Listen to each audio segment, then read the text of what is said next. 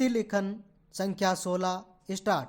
अध्यक्ष जी, जिस समय पाकिस्तान ने भारत पर हमला किया था उस समय उन्होंने देश की रक्षा के लिए महत्वपूर्ण कार्य किया था। इसके साथ ही मैं मंत्री महोदय को यह भी स्मरण दिलाना चाहता हूं कि शायद उन्होंने इस पर ध्यान नहीं दिया कि इस बार जो राष्ट्रीय पुरस्कार मिले हैं उनमें रेलवे प्रशासन को केवल 2 ही प्राप्त हुए हैं, जबकि मैं ऐसा मानता हूं कि हमारी सेना के बाद अगर किसी ने युद्ध काल में सराहनीय कार्य किया है तो वह रेलवे प्रशासन अथवा रेलवे कर्मचारी और अधिकारी हैं। इसलिए उनके मनोबल को बनाए रखने के लिए और उनको प्रोत्साहित करने के लिए रेल मंत्री को इस बात पर भी ध्यान रखना चाहिए और इसका प्रयास करना चाहिए कि जो भी इस तरह के प्रोत्साहन मिले उनमें रेलवे का विशेष ध्यान रखा जाए। रेल मंत्री महोदय ने अपने वक्तव्य में भी रेलवे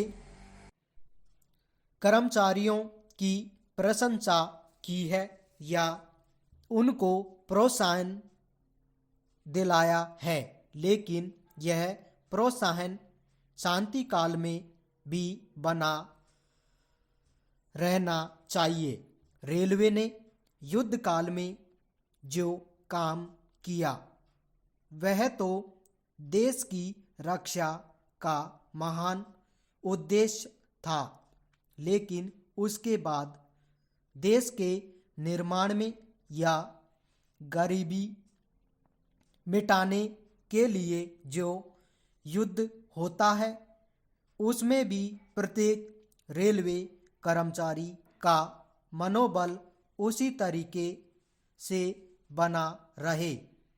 इसके लिए भी रेल मंत्री महोदय को कुछ कदम उठाने की आवश्यकता है।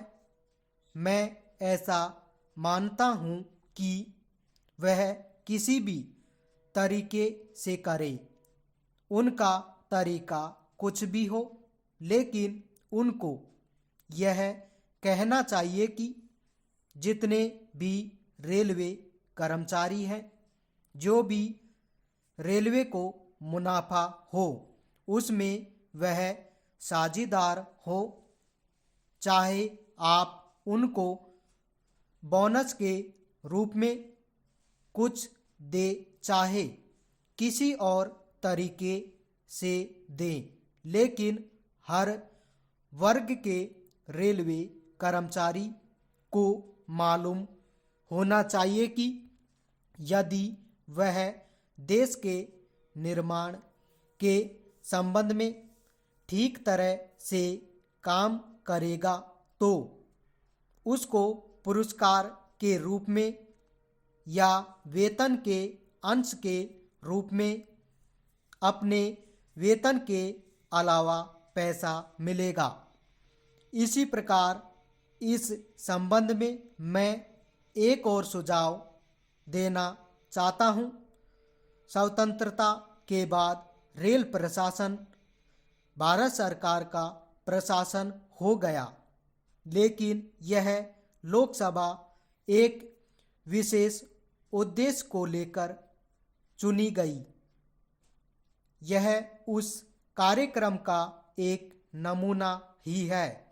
गांधी जी ने जीवन के सभी पहलुओं पर प्रकाश डाला। धन को वे संयम से व्यय करने के हक में थे।